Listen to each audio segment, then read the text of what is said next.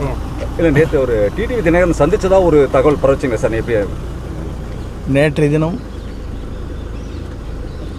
என்னுடைய சொந்த வேலையாகவும் என்னுடைய மனைவி சென்னையிலே சிகிச்சை பெற்றுக் கொண்டிருக்கிறார்கள். ஆகவே அது சம்பந்தமாகத்தான் நேற்றைய தினம் சென்னைக்கு சென்றேன். சென்னை சென்றவுடன் என்னுடைய சொந்த வேலையை பார்த்துவிட்டு இன்று துரித ரயில் மூலமாக வீடு திரும்பி இருக்கிறேன். பொதுவாக யாரையும் அரசியல் ரீதியாகவோ மற்ற ரீதியாகவோ யாரையும் நான் சந்திக்கவில்லை. அதுபோன்ற ஒரு தவறான செய்திகள் வந்தவுடன் பல்வேறு தொலைக்காட்சி நண்பர்களுக்கு நான் செய்தியை சொந்த வேலையாக சென்றிருக்கிறேன், என் மனைவியை பார்த்துவிட்டு நான் திரும்புகிறேன் என்று தெளிவாக அவரிடத்திலே நான் எல்லோரிடத்திலும் நான் சொல்லியிருக்கிறேன். ஆகவே என்னை பொறுத்தவரையிலும் இந்த இயக்கம் வலிமை பெற வேண்டும், அனைவரும் ஒருங்கிணை வேண்டும் என்ற நோக்கம் மட்டும்தான் எனக்கு இருக்கிறதே தவிர புரட்சித் தலைவர் கண்ட கனவு, புரட்சித் தலைவர் அம்மாவுடைய சட்டமன்றத்திலே உரையாற்றுகிற போது 100 ஆண்டு காலம் இந்த இயக்கம் நிலைத்து நிற்க வேண்டும் என்ற அந்த கனவை நிறைவேற்றுவதற்கு பல்வேறு தியாகங்களை செய்து தொண்டர்கள் இந்த இயக்கத்தை உயிர் மூச்சாக இருந்து கொண்டிருக்கிற இந்த இயக்கத்தில் எல்லோரும் எல்லாம் பெற வேண்டும், இந்த இயக்கம் வலிமை பெற வேண்டும் நோக்கத்தோடு தான் அன்றைய தினம் இந்த செய்திகளை நான் வெளியிட்டேன்.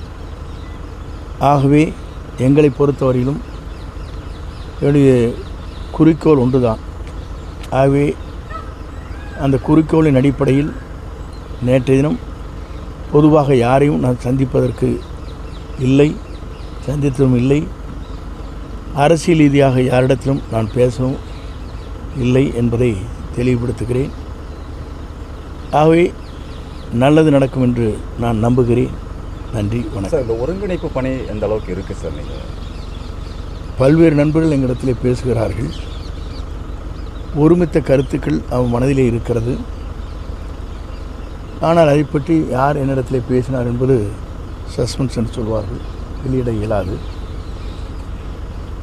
ஆகவே எல்லோருடைய உள்ளங்களிலும் இருப்பது அதுதான். இன்று வரையிலும் நான் சொன்ன செய்திகளை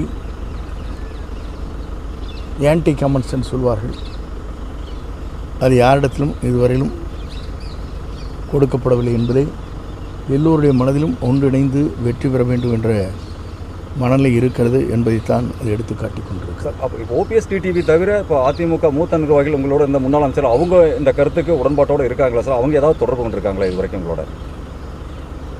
அதை இப்போது சொல்வது சரியாக இருக்காது. ஏனென்று சொன்னால்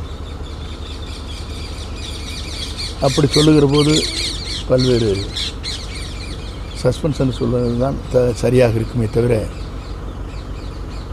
யார் பேசினால் யார் பேசவில்லை என்பதை இப்போது சொல்வதற்கு வாய்ப்பில்லை. சார், இந்த ஒருங்கிணைப்பு பணி தேர்தலுக்கு முன்னாடி ஏதாவது ஒரு முடிவுக்கு வருமா சார்? எப்படி இருக்குங்க? ஏன்னா தேர்தலுக்கு குறைந்த காலமே இருக்கிற சூழ்நிலையில் அதுக்குள்ளே இது ஒரு முடிவுக்கு வர்றதுக்கு வாய்ப்பு இருக்கா? எப்படி இருக்கு? நல்லதே நடக்கும் என்று நம்புகிறோம். நல்லதே நடக்கும். சார், அடுத்து யாராவது சந்திக்கிற வாய்ப்பு இருக்குங்களா சார்? பிஜேபியில் யாராவது சந்திக்கிற வாய்ப்பு இருக்குங்களா சார்? அமித்ஷாவை சந்திச்சுட்டு வந்துருக்கீங்க மறுபடியும். இப்போது சூழ்நிலைகளில் அவரை யாரையும் சந்திப்பதற்கு இப்போது வாய்ப்பில்லை. அப்படி வாய்ப்பு இருக்கிற போது உங்களுக்கு சொல்லுகிறேன்.